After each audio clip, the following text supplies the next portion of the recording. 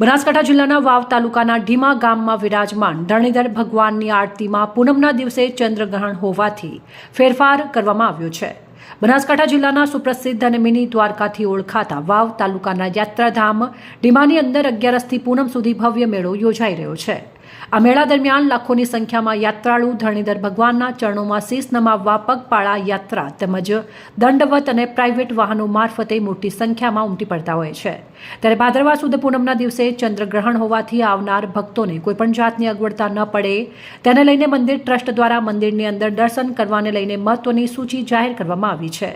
ભાદરવા સુદ પૂનમના દિવસે ચંદ્રગ્રહણ હોવાથી ધરણીધર ભગવાનના મંદિરે સંધ્યા આરતી બપોરે 2:30 થશે અને શયન આરતી 3:30 પર થશે અને પૂનમના દિવસે આવતા યાત્રિકોને જણાવવાનું કે ભગવાનના દર્શન ચાલુ રહેશે અને દર્શનના સમયમાં કોઈ ફેરફાર નહીં થાય।